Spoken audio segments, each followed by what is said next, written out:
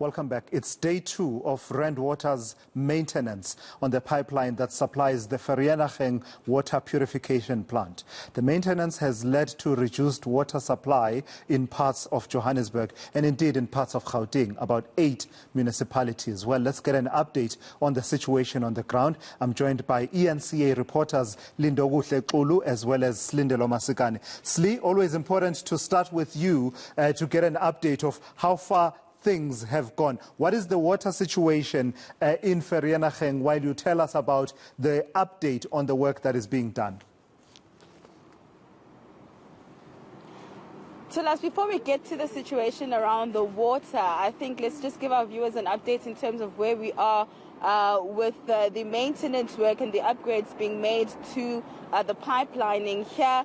And you would remember yesterday, Tulas, that we were at around this time, we were still waiting and watching as officials took out the old pipe to replace it with the new one. That has happened, and what we're seeing now is that welding is now taking place. Earlier on when we spoke, the welding was taking place inside the pipe, and now we're seeing welders outside continuing with their work. In terms of time frames and how far we are from completion, we're told from Rand Water that everything is on track, and they are confident that they will be finished within that 54-hour time frame. Let's take a listen to one of the officials and the managers of this operation. Yesterday we cut the pipe, removed that spool piece that you saw, and then in position, replacing that pipe, we installed now the valve rig. Now this is exactly what we were meant to do. So where we are today is that the alignment is now completed. Welders are now in the pipe, welding the pipe in position. So we are talking about a diameter of 250 millimeters. What it then means is that throughout that circumference 4 times they need to then weld, following which the non-destructive testing will be done to just confirm the quality of the weld. So as we speak, we've got welders in the pipe welding. When they're done, they'll then come out and weld from the outside. So those are the details of how the sausage is made, at least technically, on the side there in Vereeniging, Slindelo. Let's bring in the Lindokuhle Xulu, who is going to give us a sense of how it's manifesting in terms of impact. And Lindo, you visited a number of places. Earlier on, you were in Coronationville, and that's the area, if I understand correctly, that's close to Rahima Musa Hospital, that area on the west of Johannesburg.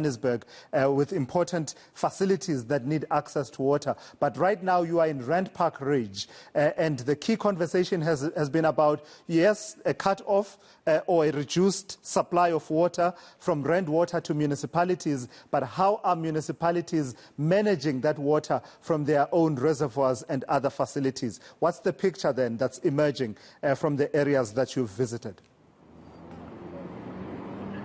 Well, Tulas, from the early hours of the morning, we have been moving to the northern parts as well as the western parts of Johannesburg just to get a sense of the impact, really. And I can tell you, as far as the northern parts, such as Rand Park Ridge, your areas such as Bromhof, and of course around Randburg, many people are saying that there was an expectation as far as Joburg water in terms of water cuts or water reductions. And what we have been getting is that the northern parts are saying that they have not experienced what they were expecting, which are some of those things that the Johannesburg water has said or Joburg water has said they would happen. But we have been crisscrossing the areas just trying to figure out exactly the impact that has since happened. And you did mention Coronationville, which is one of the western parts of Johannesburg, one of the areas there. It's just near Rahima Musa Children's Hospital, Tulas. And you are right in saying that on that side we found a picture contrary to what we found this side. And the people there are saying that, yes, as expected, affected.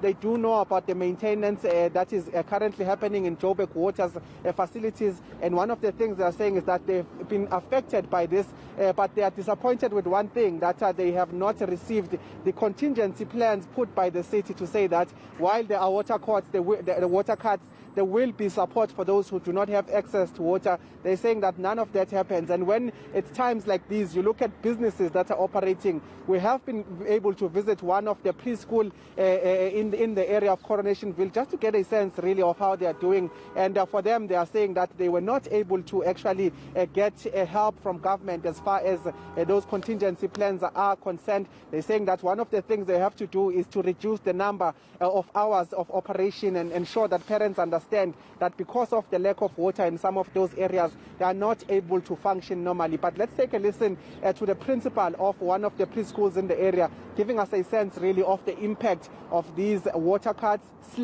of these reduced services within some of these communities. Let's take a listen to her. For me, it's a bit hectic because now I had to send messages out to the parents to say I'm going to close early due to the water. And then the children need to wash hands, they need to use the toilet, they need to drink water because you see it's very hot today. And especially with the water drink and the COVID that's on the way, it's also still there. We need to wash hands, actually we need to wash hands regularly.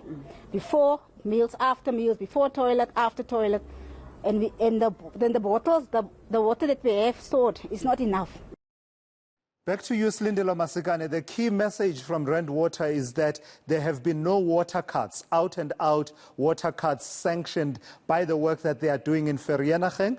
They insist that they gave municipalities, who are actually their customers, enough lead time ahead of this work getting underway. But we do know then that the ball is then passed to local municipalities, and the experiences will vary really depending on which municipality supplies you. What's been the reaction of Rand Water to some of the problems that are being experienced in areas such as Mfuleni, which is where that facility is, where the work is actually taking place? So I spoke to a nurse who was coming off shift here in Vereeniging. She was working the late night shift at the hospital, and she was making her way past the maintenance site. She stopped and I asked her, how are you guys, coping? Do you guys have water? And we know that the Mfuleni Municipality is plagued with a number of service delivery issues, one of which is water shortages as well as issues around sewage. And she was saying that they are experiencing a water shortage in the area in which her hospital is situated. But in other areas here in Vereeniging, there is actually water. So it's a mixed bag. Some people think it's because of the maintenance work, but Rand Water insists that their customers, being the municipalities, were given fair warning, and that also they have not received any reports from the municipalities themselves around maintenance work actually affecting the supply of water. I'm not quite sure if we have the bite from the nurse, but if we do, then we can play it, as well as the response from the Rand Water official around whether maintenance work has actually affected water supply. I'm from work now. I was doing night shift last night. So this water cuttage has really affected us. We struggled the whole night with the patients. Yes, because there was no water. It was a struggle. This morning they didn't bath, but we were told that the hospital was going to arrange a tank for to bring the tank to the hospital to provide water. Yeah, but throughout the night we had nothing. So, Lindo, as one of the examples of the varied experiences that citizens in these 8 municipalities affected by this work that is being done by Rand Water, give us a sense of whether or not there are contingency measures in place, for instance, around Coronationville, as you and I have highlighted how critical that area is. It's where Rahima Musa Hospital for Mother and Child is situated, and the last thing you want is an area like that running without water for any period of time, really. Well, Tulas, just in terms of the hospital facility there, the Department of Health in Gauteng has said that they have made plans for some of those facilities to ensure that they still have water. And in fact, when we were passing around it, we saw some mobile toilets as well, meaning that there were some plans in motion from the Department of Health in Gauteng. But in terms of the residents themselves, they have told us a different picture, to say that in the communities or within the communities, they have not seen these contingencies by government. They have not seen water trucks. So in fact, in terms of whether these are water reductions or water cuts, or the explanation is that the municipality is the one to blame, at the end of the day, the residents are telling us that they are quite disappointed that they had not seen an active government or an active method of trying to help them out during this maintenance, and even throwing it forward to say that should there be such maintenance in the future, there needs to be a clear plan for residents in terms of where they should get water. We spoke to some of the residents who told us that what it's disappointing is that they have seen none of those. Let's take a listen to one elderly person around that area in Coronationville where we were earlier on, just giving us a sense really of what they were expecting as far as help is concerned from some of their municipal leaders as well as government in general. There's no plan for water here. Tanks is not arriving because water is a basic necessity, and we don't getting service delivery here from the water. Problem is no water. I don't know where to go for water now. We don't know what we're gonna do. Maybe it's just a plan also to make the corona numbers go up again because the people is not washing.